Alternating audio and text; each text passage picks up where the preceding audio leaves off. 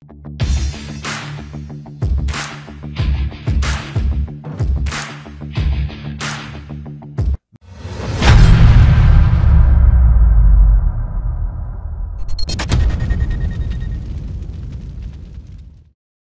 9mm is the most popular handgun cartridge in the world.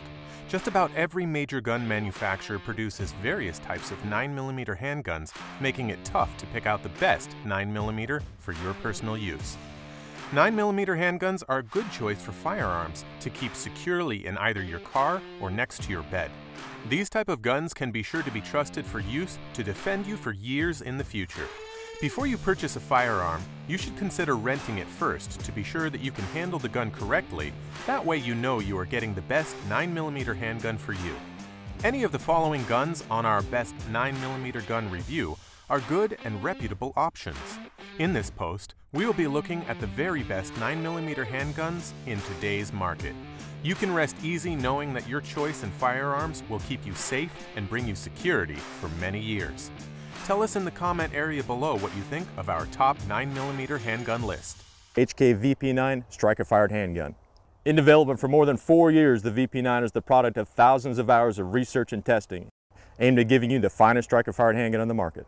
Drawn from the experience of producing the P30 pistol and the experience gained in producing the first striker-fired handgun, the VP70, HK has broken new ground and has brought you a striker-fired gun worthy of carrying on the VP namesake. While most striker-fired guns are similar in design, there's one feature that has eluded most manufacturers of modern polymer-frame handguns: a good trigger. The trigger in the VP9 surpasses those found in other manufacturers' handguns and offers a short, light take-up, a crisp single-action break, followed by a short and positive reset. Similar to the P30 line of handguns, the VP9 features an ergonomic grip with removable side panels and backstrap to allow the shooter to customize the grip to better fit their hand. Ambidextrous charging supports located at the rear of the slide provide increased leverage for actuating the slide, promoting faster reloads and makes operating the VP9 easier for those with reduced hand strength. All control levers on the VP9 are fully ambidextrous and located on both the right and left side of the handgun. The VP9 uses the highly reliable and already available P30 all-steel magazine. The VP9 features a standard 1913 Picatinny rail for mounting of all lights and accessories. The VP9 is ideally suited for concealed carry use, law enforcement, recreational, and competitive shooters alike. So head on down to your local sporting goods store and check one out. It'll change the way you think about striker-fired handguns. For the experienced shooter, the 320 is a great option because of the customization you can do. And by far, what makes it a great option for the experienced shooter is going to be the trigger. And the 320's got that locked in. Women really like the comfort and fit of a pistol, and the P320 gives you that versatile option with different grip sizes and overall sizes of your pistol to really get a good, comfortable fit with a gun. That's the biggest appealing factor for women with the P320. The primary difference between a hammer and a striker-fire system is that a hammer-fired system, like on the classic Sig Sauer pistols, you have basically a firing pin and a hammer. So it's kind of like hitting a nail, whereas a striker, it's almost like a nail gun analogy. So you have a nail, also the striker or the firing pin, which is cocked and ready to go, and the mechanism simply releases that. With the Sig Sauer P320, you've got multiple options, different sizes, different calibers, with one serialized component. You have multiple caliber options, in fact more than any other pistol on the planet. You can switch out from 9mm to 40 caliber, 357 SIG, and 45, and you can do it all with the same pistol. If we're just looking to plink, we're looking for maybe some 9mm where we can get it at a reasonable cost, but maybe for defensive purposes I want to carry 45, and that 320 really gives you the option. 320 is a great option for self-defense, primarily because of versatility. Think about it, you can buy a 320 and a full-size 9mm, clip a light onto it, you got a full capacity magazine for maybe home defense, and you can take that same exact gun and I could put in a subcompact kit and maybe in a 40 caliber or 45, and I can throw that thing on an ankle with the same gun. So as far as self-defense, the 320 is really the answer. Start with the Glock 17. This is the classic Glock. It is one of the first Glock 9mm. And then there is the Glock 19. It is the most popular 9mm pistol on the market. very similar. The Glock 17 is going to carry 17+1 standard. The Glock 19 is going to carry 15+1 standard. They both have the rear serrations there, and they both have a rail. The only real significant difference is the length in grip and the length in barrel. And I can kind of show you how that looks right there. The length in barrel is not much. It's about a 1/2 inch, which that makes the 19 a little more easy to conceal. And then also the grip there, as you see the 19 come on top of the 17, is a little bit smaller. So smaller hands, easier to grip. Larger hands, probably easier for the 17, but I think it's something for you to check out as well. The other cool thing that I love about the Glock 19 is this.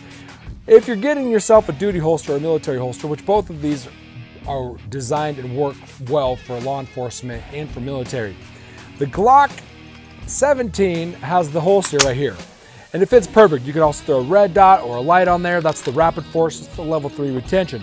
The Glock 19 will also fit right there as well. And that's what's cool, but if you had the Glock 19 version, the 17 wouldn't fit in there. So I do like that about the 19. Very, very cool. These are great guns. You really need to go to your local gun store, put them in your hand and see how they feel.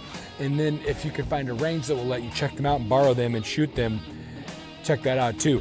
I would say this is a little more of the ideal concealed carry gun. That's the Glock 19, or the Glock 17 is just a little bit bigger, so it's a little harder to conceal. But if you're using that for duty, it's not that much of a difference. Also, there are other magazines available for both of these. The Glock 17 comes standard, like I said, with the 17+1 magazine, but you can also get the 19, the 24, the 31, and the 33. The Glock 19 comes standard with the 15+1 magazine, also available in 17, 24, 31, and 33. There you go. They are both great guns, and depending on what you're looking for, you decide. The Glock 19 is going to be a little easier to conceal carry. There's your inside the waistband shapeshift version, also available for the Glock 17. And again, you've got this duty holster, which is going to work for either one of them. The Walther PPS. Of those three, the PPS delivers the least amount of recoil and is by far the easiest to shoot, but it's got a couple of quirks that make it less than ideal for a lot of people. Last year, Walther addressed those issues with the updated PPS M2. The most substantial change was the mag release. For the M2, Walther switched from a paddle-style mag release on the trigger guard to a more traditional mag release button on the frame like what most of us are used to. Walther also discarded the removable back straps that would disable the gun when removed and replaced them with a completely recontoured grip that feels less blocky and I think is more ergonomically sound. The front strap still has finger grooves, which I'm not a big fan of, but they are fairly subtle and should not get in the way for most people.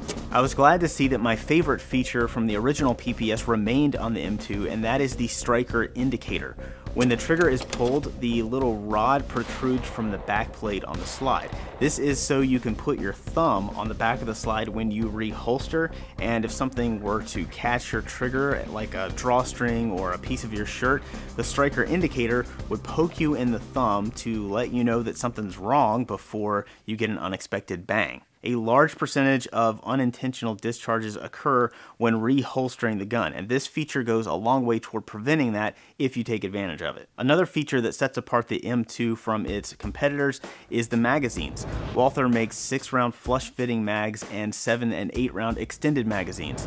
As far as I know, Walther is one of the only companies offering a single-stack 9mm with factory magazines in 3 different sizes and capacities. The only real downside here is that the M2 is not compatible with magazines from the original PPS.